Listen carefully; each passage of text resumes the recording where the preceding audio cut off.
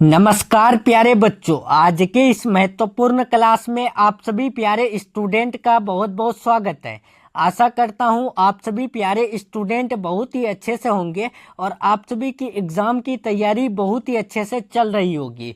तो प्यारे बच्चों, आप सभी का एग्ज़ाम का बहुत ही कम समय बचा हुआ है, जिसके कारण आप सभी को लग रहा है कि कौन सा क्वेश्चन याद करें, कौन सा क्वेश्चन याद ना करें। तो आप सभी को बिल्कुल भी टेंशन नहीं लेनी है, ठीक है। मैं आप सभी के लिए जो है गेस क्वेश्चन का सीरीज स्टार्ट कर दिया हूं, ठीक है। तो आज के क्लास में मैं आपको बताऊंगा क्लास 12th हिंदी का टॉप गेस ऑब्जेक्टिव क्वेश्चन, जिसका जो है पार्ट 1 का क्लास होगा, ठीक है। इस प्रकार आपको हिंदी का 30 पार्ट में गेस ऑब्जेक्टिव क्वेश्चन का क्लास मिलेगा। अगर आप सभी 30 क्लास को अच्छे से देख लेंगे तो 100% गारंटी है, 100% श्योर है कि एक भी क्वेश्चन आप सभी एग्जाम में गलत करके नहीं आइएगा, ठीक है। क्योंकि जितने भी क्वेश्चन आपके एग्जाम में पूछे जाएंगे तो गेस क्वेश्चन के सीरीज से एक भी क्वेश्चन बाहर नहीं पूछा जाएगा, ठीक है। तो आप सभी अच्छे से देखिएगा प्यारे बच्चों। तो चलिए हम लोग क्लास को शुरू करते हैं। क्लास शुरू करने से पहले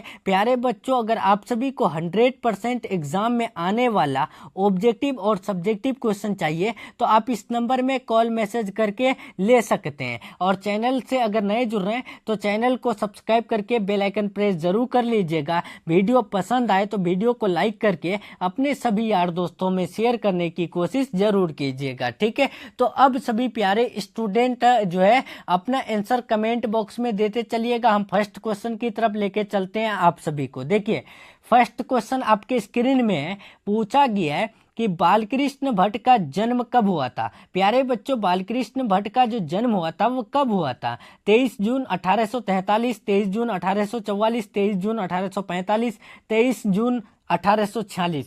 तो आपको अच्छे से पता है कि बालकृष्ण भट्ट का जन्म 23 जून 1844 को हुआ था, ठीक है। Right answer option number B हो जाएगा। नेक्स्ट दूसरा नंबर देखिए, चंद्रधर शर्मा गुलेरी जी का निधन कब हुआ था। यहाँ पर पूछा गया है चंद्रधर शर्मा गुलेरी जी का निधन पूछा है, ठीक है, यानी मृत्यु कब हुआ था। तो आपको अच्छे से पता है 12 सितंबर 1922 को चंद्रधर शर्मा गुलेरी जी का निधन हुआ था। राइट आंसर बी हो जाएगा। नेक्स्ट तीसरा नंबर सवाल देखिए प्यारे बच्चों, पूछा गया है आपको, काफी इंपॉर्टेंट है कि उसने कहा था कहानी किस वर्ष की रचना है। प्यारे बच्चों, उसने कहा था कहानी जो है कब प्रकाशित हुई है। और ये क्वेश्चन जो है आपके मंथली एग्जाम से लेके सेंटअप एग्जाम में पूछे गए हैं बार बार, ठीक है। और फाइनल बोर्ड एग्जाम में 2024 में ही पूछा गया है। तो आप लोग अच्छे से देखिएगा और याद कर लीजिएगा। उसने कहा था कहानी 1915 में प्रकाशित हुई है, ठीक है। तो right answer option number A हो जाएगा। नेक्स्ट क्वेश्चन चलते हैं प्यारे बच्चों, 4 नंबर। जर्मन लेफ्टन को किसने मार गिराया था। जर्मन लेफ्टन को जो मार गिराए थे तो कौन मार गिराए थे? वजीरा सिंह, लहना सिंह, बोधा सिंह या फिर जगधारी सिंह। तो आपको अच्छे से पता है जर्मन लेफ्टन को जो है लहना सिंह मार गिराए थे। Right answer option number B हो जाएगा। नेक्स्ट क्वेश्चन चलते हैं प्यारे बच्चों, 5 नंबर। 5 नंबर क्वेश्चन पूछा गया है जयप्रकाश नारायण के बचपन का नाम क्या था। प्यारे बच्चों, जो जयप्रकाश नारायण जी है यानी संपूर्ण क्रांति भाषण के लेखक, ठीक है, यानी संपूर्ण क्रांति भाषण को देने वाले जयप्रकाश नारायण जी, उनके बचपन का नाम क्या था? तो आप याद रखिएगा बाउल था, ठीक है। राइट आंसर 5 का सी बिल्कुल राइट हो जाएगा। जितने भी क्वेश्चन गेस क्वेश्चन सीरीज में बता रहे हैं आपको याद कर ही लेना है, ठीक है। गलती से भी क्लास को मिस नहीं करना है प्यारे बच्चों। 6 नंबर देखिए, जयप्रकाश नारायण ने छात्र आंदोलन का नेतृत्व कब किए थे। यानी जयप्रकाश नारायण जी जो है छात्र आंदोलन का नेतृत्व किए थे तो वो कब? 1972, 73, 74 या फिर 75। तो आपको अच्छे से पता है कि छात्र आंदोलन का नेतृत्व यानी जयप्रकाश नारायण जी ने 1974 में ही किए थे, ठीक है। और संपूर्ण क्रांति जो भाषण दिए थे तो वो कब दिए थे? तो आपको ये भी याद रखना है 5 जून 1974 को दिए थे, ठीक है, याद रहेगा आपको। नेक्स्ट क्वेश्चन चलते हैं प्यारे बच्चों हम लोग, 7 नंबर। देखिए 7 नंबर क्वेश्चन पूछा गया है, लेनिन की मृत्यु कब हुई थी? लेनिन की मृत्यु बताना है आपको। लेनिन की मृत्यु 1925, 1932, 1938, 1924। तो आप याद रखिएगा, लेनिन की मृत्यु 1924 में हुई थी। ठीक है, right answer option number B यानी डी हो जाएगा। नेक्स्ट 8 नंबर देखिए, जयप्रकाश नारायण रचित पाठ का नाम क्या है? यानी जयप्रकाश नारायण के द्वारा कौन सा पाठ लिखा गया है? परगीत और समाज, बातचीत, संपूर्ण क्रांति, तिरिच। तो आप याद रखिएगा, जयप्रकाश नारायण जी द्वारा संपूर्ण क्रांति लिखा गया है। ठीक है, right answer option number C बिल्कुल राइट हो जाएगा। नेक्स्ट चलते हैं 9 नंबर। 9 नंबर सवाल देखिए प्यारे बच्चों, पूछा गया है आपको कि रामधारी सिंह दिनकर का जन्म कब हुआ था? रामधारी सिंह दिनकर जी का जन्म पूछा है, कब हुआ था बताइए। 22 सितंबर 1960 में, 23 सितंबर 1908 में, 24 सितंबर 1909 में, या फिर 25 सितंबर 1910 में। तो आप याद रखिएगा प्यारे बच्चों, रामधारी सिंह दिनकर जो कि अर्धनारीश्वर पाठ के लेखक है। ठीक है, तो यानी रामधारी सिंह दिनकर का जन्म 23 सितंबर 1908 में हुआ था। ठीक है, राइट आंसर बी हो जाएगा। और कहाँ हुआ था? तो सिमरिया बेगूसराय बिहार में हुआ था। ठीक है, आपको ये भी याद रखना है। नेक्स्ट क्वेश्चन चलते हैं प्यारे बच्चों 10 नंबर। अर्धनारीश्वर कल्पित रूप है। अर्धनारीश्वर किसका कल्पित रूप है? आधी नारी, पूरी नारी, आधा पुरुष, शंकर और पार्वती। काफी महत्वपूर्ण प्रश्न है, आप याद रखिएगा। अर्धनारीश्वर जो कल्पित रूप है, शंकर और पार्वती का कल्पित रूप है।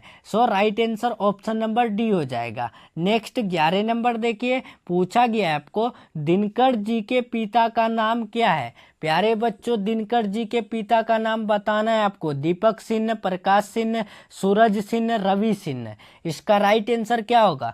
तो आपको याद रखना है, दिनकर जी के पिता का नाम रवि सिंह है। राइट आंसर डी हो जाएगा। जितने भी प्यारे स्टूडेंट देख रहे हैं, वीडियो को लाइक करके अपने सभी यार दोस्तों में शेयर कर दीजिएगा। संज्ञा के कितने भेद होते हैं? संज्ञा के भेद बताना है, 6, 5, 2, 3, 2, 8। तो आपको अच्छे से पता है कि संज्ञा के जो है 5 भेद होते हैं। ठीक है, क्या क्या होते हैं? तो आप याद रखिएगा, व्यक्तिवाचक, जातिवाचक, उसके बाद समूहवाचक, दर्भवाचक, भाववाचक। ठीक है, नेक्स्ट 13 नंबर देखिए, रक्षाबंधन कौन संज्ञा है? रक्षाबंधन जो संज्ञा है तो कौन सा संज्ञा है? व्यक्तिवाचक, समूहवाचक, जातिवाचक, दर्भवाचक। तो रक्षाबंधन एक खास त्योहार है। तो आपको याद रखना है, जिसमें भी किसी खास व्यक्ति या फिर वस्तु, स्थान या जानवर के नाम का बोध हो, यानी खास नाम का बोध हो, तो उसे हम लोग यानी व्यक्तिवाचक कहते हैं। तो यहाँ रक्षाबंधन क्या हो जाएगा? तो रक्षाबंधन एक खास त्योहार है, तो खास त्योहार है तो व्यक्तिवाचक में आ जाएगा। और जिस नाउन का जो है जात बताए तो उसे हम लोग क्या कहते हैं? जातिवाचक कहते हैं। और जिस नाउन का मतलब जिस संज्ञा का जो है समूह बताए या फिर जो यानी समूह के बारे में बताए तो वो समूहवाचक होते हैं। ठीक है, और दर्भवाचक में दर्भ जैसे पदार्थ का बात होती है। ठीक है, तो इसका राइट आंसर ए हो जाएगा, ध्यान रखना है। नेक्स्ट 14 नंबर देखिए, प्रश्नवाचक सर्वनाम कौन सा है? प्रश्नवाचक सर्वनाम पूछा है, तो इसका राइट आंसर क्या होगा? तो आप याद रखिएगा, सबसे पहले प्रश्नवाचक सर्वनाम किसे कहते हैं? जिस सर्वनाम से सवाल को बनाया जा सकता है या फिर जिससे सवाल किया जाता है, जिस सर्वनाम से। तो देखिए यहाँ पर कौन और क्या, कौन और क्या से हम लोग क्या करते हैं? सवाल बनाते हैं। जैसे कि कौन से हम लोग क्या बना देते हैं कि तुम कौन हो, यहाँ से एक सवाल बन जाता है ना। तो अब क्या से हम लोग क्या बनाते हैं प्यारे बच्चों? तो क्या से हम लोग बनाते हैं कि तुम क्या कर रहे हो, तो इससे एक सवाल बनता है। ठीक है, तो राइट आंसर सी हो जाएगा, उपर्युक्त दोनों। नेक्स्ट 15 नंबर देखिए, संख्यावाचक विशेषण कौन सा है? संख्यावाचक विशेषण बताना है। नया, सौ, थोड़ा और कोई आदमी जा रहा है। तो देखिए संख्यावाचक विशेषण हो जाएगा ऑप्शन नंबर बी, 100। ठीक है, यानी जिससे संख्या का बोध हो उससे, यानी जिस विशेषण में जो है संख्या का बोध हो उसे संख्यावाचक विशेषण कहते हैं। तो 100 एक संख्या है, तो right answer option number B हो जाएगा। 16 देखिए, आलस का विशेषण है। आलस का विशेषण क्या होगा? तो आलस का विशेषण आलसी होगा। Right answer option number C हो जाएगा। नेक्स्ट क्वेश्चन चलते हैं 17 नंबर। देखिए, दिन का विशेषण है, दिन का विशेषण क्या होगा? सुदिन, दैनिक, दिन भर, दिनेश। तो आप याद रखिएगा दिन का विशेषण दैनिक हो जाएगा। Right answer option number B. Next 18 number देखिए, व्यापार शब्द का विशेषण है। व्यापार शब्द का विशेषण क्या होता है? व्यापारी, व्यवसाय, व्यापारिक, इनमें से कोई नहीं। तो आप याद रखिएगा, बहुत इंपॉर्टेंट क्वेश्चन है, आपके एग्जाम में पूछे जाने वाला क्वेश्चन है। ठीक है, तो देखिए यहाँ पर व्यापार शब्द का विशेषण व्यापारी हो जाएगा। Right answer option number A. Next 19 number देखिए, कारक के कितने भेद होते हैं? कारक के जो भेद होते हैं वो कितने? 7, 8, 9 या फिर 10। तो कारक के 8 भेद होते हैं। ठीक है, right answer option number B हो जाएगा। नेक्स्ट 20 नंबर देखिए, कर्ता कारक का चिन्ह होता है। कर्ता कारक का क्या चिन्ह होता है? को, या फिर से, को के लिए, या फिर ने। तो आपको अच्छे से पता है कि कर्ता का होता है ने। ठीक है, और कर्म का क्या होता है? तो कर्म का को होता है। करण का क्या होता है? तो करण का से होता है। संप्रदान का के लिए होता है। ठीक है, ये सब आप याद रखिएगा। नेक्स्ट 21 देखिए, संप्रदान कारक का चिन्ह है। संप्रदान कारक का चिन्ह क्या होता है? यानी संप्रदान कारक को हम लोग किस से पहचान सकते हैं? तो आप याद रखिएगा, जिस शब्द में के लिए आए तो वो संप्रदान कारक में आते हैं। ठीक है, right answer option number C हो जाएगा। नेक्स्ट 22 नंबर देखिए, धन शब्द का लिंग निर्णय करें। धन शब्द कौन है? क्या वो स्त्रीलिंग है, पुल्लिंग है, उभयलिंग है? इनमें से कोई नहीं। तो धन जो शब्द है, आप याद रखिएगा प्यारे बच्चों, ये एक स्त्रीलिंग है। ठीक है, right answer option number A हो जाएगा। नेक्स्ट 23 नंबर देखिए, अधपका शब्द में उपसर्ग है। अधपका शब्द में उपसर्ग बताना है। क्या अध होगा, अधि होगा, अभि होगा, या फिर अति होगा? तो याद रखिएगा, अधपका शब्द में उपसर्ग अध होगा। ठीक है, right answer option number A हो जाएगा। नेक्स्ट 24 नंबर देखिए, लुटेरा में कौन सा पढ़ते हैं? लुटेरा में पढ़ते कौन सा होता है? रा, टेरा, एरा, या फिर आ? तो आप याद रखिएगा, लुटेरा में पढ़ते एरा हो जाएगा। Right answer option number C. Next 25 number देखिए, पृथ्वी का पर्यायवाची शब्द है। पृथ्वी का पर्यायवाची शब्द क्या होगा? भूमि, मिट्टी, पाताल, इनमें से कोई नहीं। तो आपको अच्छे से पता है पृथ्वी का पर्यायवाची भूमि होता है। Right answer option number A हो जाएगा। नेक्स्ट 26 नंबर देखिए, अमृत का पर्यायवाची है। अमृत का पर्यायवाची क्या होगा? सुधा, सास्य, वैष्णवर, दर्प। तो आप याद रखिएगा, अमृत का पर्यायवाची जो है सुधा हो जाएगा। ठीक है, right answer option number A. पर्यायवाची हम लोग किसको बोलते हैं? समानार्थी शब्द को बोलते हैं, यानी जिस शब्द का समान अर्थ हो। ठीक है, उसी को हम लोग पर्यायवाची बोलते हैं। नेक्स्ट 27 देखिए, जयशंकर प्रसाद का जन्म कब हुआ था? प्यारे बच्चों, जयशंकर प्रसाद का जन्म बताना है। 1888, 1889, 1890, 1891।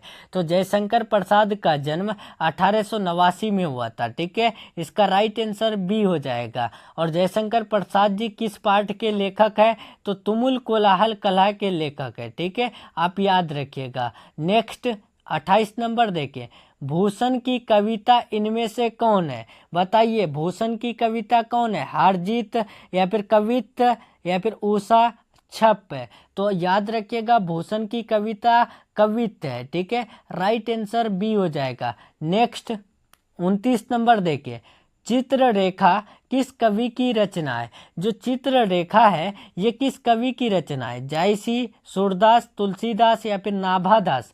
तो इसका राइट आंसर 29 का बी हो जाएगा। चित्ररेखा जो है सूरदास की रचना है। ठीक है, right answer option number B बिल्कुल राइट हो जाएगा। नेक्स्ट 30 नंबर देखिए, सूरदास का जन्म कब हुआ था? देखिए, जो सूरदास जी है उनका जन्म कब हुआ था? 1477, 1478, 1479, या फिर 1480?